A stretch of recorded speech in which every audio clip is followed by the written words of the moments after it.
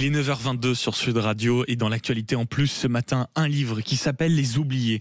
Et leur nom, c'est Gaëtan, Samy, Mohamed, Olivier, Christelle, Julie, Lauriane, peu importe, ça aurait pu être vous, auditeurs de Sud Radio, parce que vous avez pu parfois ressentir l'oubli de l'État, parce que vous travaillez et c'est vous qui faites en sorte que la France tienne debout. C'est vous encore qui faites corps. Bonjour François-Xavier Ménage. Bonjour. Merci beaucoup d'être avec nous ce matin. Vous êtes grand reporter à TF1 et votre dernier livre, je le citais à l'instant, Les Oubliés, c'est aux éditions Robert Laffont. C'est le fruit d'un travail, 4 ans passés à sillonner la France, à faire votre métier, c'est-à-dire grand reporter, mais aller à la rencontre de ces Français invisibles, courageux, fiers, qui se battent en réalité pour que le pays tienne debout. Avant tout, est-ce que ce livre, c'est une ode, finalement, un hommage à votre travail de terrain, François-Xavier Ménage, rappeler en réalité habilement que dans une période de divorce médiatique et politique, le seul pouls valable dans ce pays, c'est ce qui se passe dans la vraie vie, sur le terrain? Alors écoutez, franchement, je le prends comme un compliment et je vous remercie. Alors je suis pas le seul à pratiquer ce métier de terrain, bien sûr, mais je pense que plus que jamais, c'est important à tous ceux qui nous écoutent, qui se disent aujourd'hui, et j'en fais partie, que c'est bien compliqué de comprendre où on habite et que c'est bien compliqué de comprendre ce pays qui avance très vite, peut-être trop vite aux yeux de beaucoup. Eh bien, c'est en allant sur le terrain, en se rendant compte de ceux qui font société, qui font marcher ce pays. Et il n'y a aucun populisme dans ma bouche. C'est en faisant ça, eh bien, qu'on comprend un tout petit peu plus quelles sont les colères des uns et des autres, mais aussi les leviers d'action, parce qu'il y en a énormément. Il y a quand même beaucoup d'espoir sur le terrain, sauf que c'est un espoir planqué que l'on montre assez peu. Et c'est aussi quand même, par ailleurs, beaucoup de débrouillardises subies, mais il y a une débrouillardise folle dans ce pays. Et quand je parle de ceux qui font société aujourd'hui, c'est aussi bien les forces de l'ordre que les profs, que évidemment le corps médical qui se bat pour éviter que les déserts médicaux ne gagnent encore du terrain. Et ils font tous un boulot remarquable. Parce qu'ils le font pour... Alors ça va sembler un peu bizarre aux yeux de beaucoup. Et ça existe encore, l'intérêt général. Et il faut le décrire, cet intérêt général. Parce que sinon, quand on n'en aura plus, là, on pourra tous pleurer. Donc, on n'aura plus que nos yeux pour pleurer. Disons bravo à tous ceux qui sont encore là pour ça. François-Xavier Ménage, justement, dans votre livre, la sensation que j'ai eue en le refermant hier soir, c'est que j'ai eu l'impression que vous décriviez en réalité un pays, mais surtout des Français, un pays qui ne sait pas où finalement, une France qui ne sait pas tellement où elle va, mais surtout des gens qui essayent de faire ce qu'ils peuvent, ce qu'ils font, sans savoir où ils vont, mais qui le font avec dignité surtout, et fierté. Est-ce que c'est un bon résumé de votre livre ? Bien sûr, la dignité, elle est vraiment là et il faut, je pense, la mettre en avant. C'est par exemple à quelques jours du Salon des maires de France, c'est les élus, parlons d'eux, qui bien souvent n'ont pas d'étiquette, le premier parti de France, le parti de la débrouillardise, et qui avance avec énormément de contraintes. Parlons des normes, juste en un mot, les élus ont 400 000 normes avec lesquelles il faut jongler en permanence. Ça vient pas de moi, ça vient d'un ancien secrétaire général de l'Élysée qui déplorait, comme tous ses prédécesseurs, ces normes. Mais qu'est-ce qui se passe? Parce que quand on dit des normes, on a l'impression que c'est un petit peu un métalangage et qu'au quotidien, ça n'a pas d'impact. C'est tout le contraire.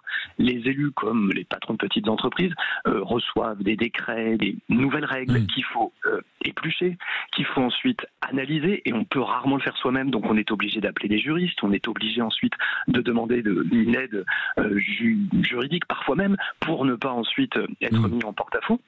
Tout ça coûte énormément d'argent, tout ça coûte bien sûr en énergie et ça empêche d'avancer. Et pour autant, eh bien, et c'est ce que vous disiez dans votre question, il y a quand même effectivement l'idée de progresser alors que les perspectives sont compliquées, politiquement s'entend, et donc, eh bien, effectivement, il faut faire avec encore un peu plus d'énergie et avec dignité. Et la dignité sous-entend aussi que bien souvent, on n'a pas les applaudissements, ils peuvent recevoir tous faire ça dans un certain silence d'une certaine manière. François-Xavier Ménage. À l'instant, vous évoquiez justement les élus, par exemple, qui bossent écrasés par les normes. Il y a une phrase qui m'a beaucoup fait rire un moment dans votre livre, précisément prononcée par le maire de Dreux, si mes souvenirs sont bons, concernant l'inflation normative de l'État. Il a cette phrase plutôt amusante, il fait: vous vous rendez compte, est-ce que vous pensez que beaucoup de personnes lèchent la route? Et ça, en réalité, c'est parce qu'il est embêté pour refaire une route et qu'on lui dit non, mais il faut faire tout un tas de tests par rapport au bitume, à tout ce que vous allez faire. Typiquement, dans votre livre, vous avez des exemples concrets comme ça où on se rend compte quand même que ce pays, de temps en temps, marche sur la tête.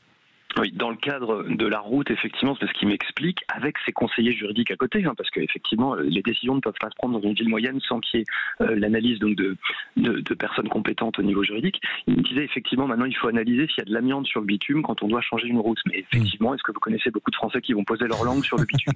Et c'est vrai qu'on peut en rigoler, lui aussi en rigole, sauf que quand ça se multiplie matin, midi et soir et que ça empêche l'action au niveau local, là c'est évidemment autre chose. C'est forcément beaucoup moins drôle. Et la question peut aussi se poser pour toute autre sorte de dossier, comme par exemple quand il faut retaper des écoles, quand il est question d'embaucher aussi. Donc voilà, ces élus ont beaucoup de charges sur les épaules. Et je donne un contexte, c'est-à-dire que cette colère silencieuse, elle est aussi inscrite dans la durée parce que tous les chefs d'État, en général quand ils arrivent au pouvoir, et je donne les extraits de ces promesses, tous les chefs d'État disent quand ils arrivent à l'Élysée, ah bah là ça va changer, et puis ça va changer de manière drastique. Et puis vous allez voir ce que vous allez voir, et puis vous allez voir que ce sera plus jamais comme avant. En effet, dans cette France aussi qui porte énormément de choses dans son sac à dos, sur son dos, il y a un témoignage qui m'a énormément touché, c'est celui de Christelle, bourreau de travail, infirmière à domicile, je crois, c'est ça, qui travaille des heures et des heures et des heures au point de sacrifier totalement sa vie de famille. D'ailleurs, son dernier petit garçon finalement appelle toujours papa, c'est à peine s'il sait prononcer le mot maman tellement elle travaille. Et elle vous explique quand même à la fin de ce témoignage et de ce reportage, quand vous êtes avec elle, que en réalité c'est ça qui est sidérant dans cet état-là, c'est que il y a des soins qui sont remboursés, mais qu'elle va devoir s'asseoir sur énormément d'argent que devrait lui verser l'État parce que la Sécu n'aura pas les moyens et que finalement avec tout ce que lui doit l'État, il y a peut-être une chance pour qu'elle n'en reçoive que la moitié. C'est ça aussi une réalité de la France quand on parle de l'État administratif, c'est parfois un État qui ne donne pas l'argent nécessaire à une infirmière, à des gens qui travaillent dans le monde de la santé, c'est révoltant. Oui, c'est l'exemple concret de Christelle qui va parler, je pense, à beaucoup d'infirmières qui travaillent à domicile, qui sont souvent les dernières professions à aller sur place auprès de ceux qui n'ont pas de médecin généraliste, bien souvent. Je vais revenir dans un instant. Et Christelle, donc effectivement, une journée par semaine, elle doit gérer toute la paperasse où il y a un problème de virgule, un problème de chiffre, qui fait que ça bloque pour des raisons qu'on peut comprendre. Évidemment, il y a des règles en France et c'est normal, mais ça bloque pendant des jours et des jours, parfois des semaines. Elle peut mettre jusqu'à 2 heures pour essayer d'avoir un interlocuteur. Et à la fin, eh bien, effectivement, cet argent, elle ne l'aura pas. Et elle a une autre collègue qui s'appelle Lauriane, pas très loin, dans le Tarn, qui, elle, va jusqu'à faire des actes gratuits, entièrement bénévoles, parce que, et ça c'est la situation concrète quand on est dans un désert médical, vous n'avez pas de médecin, donc vous n'avez pas d'ordonnance. Si vous n'avez pas d'ordonnance, vous ne pouvez pas faire venir normalement une infirmière. Et Lauriane, elle avale des dizaines de kilomètres tous les jours, gracieusement, c'est-à-dire qu'elle va à la rencontre de patients qui ne lui donneront pas un centime puisqu'ils n'ont pas d'ordonnance, et elle continue à faire ça parce qu'elle estime que c'est le devoir et c'est son métier. Sauf que quand Lauriane n'en peut plus et qu'elle dit « je crois que je vais arrêter parce que je n'ai plus la capacité pour continuer », c'est là où on se dit que malgré toute la bonne volonté, malgré ce parti de la débrouillardise qui avance vraiment mordicus, parfois ça déraille. Et qu'est-ce qui se passe après? C'est pour ça que ça nous questionne tous sur le fait de faire société ou non. C'est ça. Et puis François-Xavier Ménage, sur cette expression faire société, il a un exemple aussi qui m'a interpellé parmi tous ceux que vous citez dans le bouquin, et il nous faudrait 1 heure d'émission spéciale en compagnie des auditeurs pour pouvoir se plonger dans chaque témoignage que vous livrez dans ce livre, hein, Les Oubliés, c'est aux éditions Robert Laffont. Vous évoquez Mohamed. Mohamed a une association notamment d'entraînement de boxe du côté d'Amiens. Cette association, ce local dont il bénéficiait, on va dire, sera réduit en France au moment des dernières émeutes. Il se fera même un moment prendre à partie par un élu parce qu'il osera dire face à la caméra, dans la presse, en public, que les politiques sont lents, qu'on ne l'aide pas aujourd'hui finalement à tout mettre en place pour sortir le quartier d'une certaine misère, entraîner les jeunes avec lui, les remettre sur le droit chemin. Et aujourd'hui, Mohamed a d'une certaine manière tirer un trait sur ces projets, sur ce combat-là. Est-ce que vous pouvez nous raconter justement là aussi ce parcours si français, avec une fois de plus la sensation quand même que l'État sait mettre beaucoup plus de bâtons dans les roues que parfois sortir les gens de la tête de l'eau?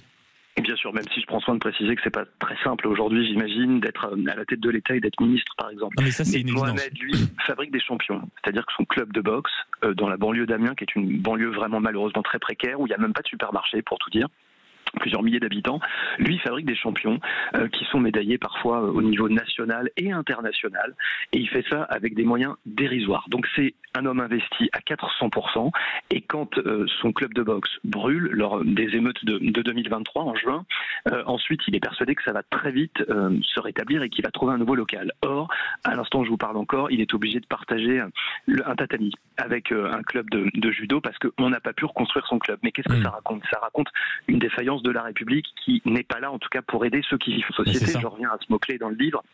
Et Mohamed, pourtant, et c'est là où il faut rentrer dans les détails, c'est la religion du reportage, il est allé à l'Élysée. Il a été Reçu par le président de la République. Le chef de l'État l'avait félicité en disant bravo, puisque vous êtes un exemple, vous êtes vertueux, et il faut souligner ça.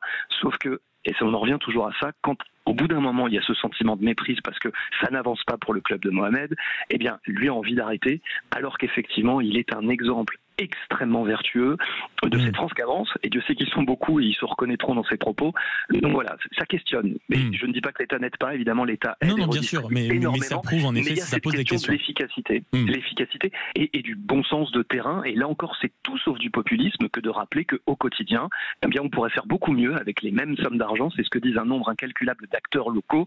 Mais moi ce qui me rassure quand même, et il y a quand même cet espoir dans le livre, c'est que la plupart disent on et pas je. Oui. Ils disent on avec un sens du collectif, que ce soit au niveau de leur profession, de leur territoire, des associations. Donc il y a un tissu qui continue de battre et qui continue de s'activer.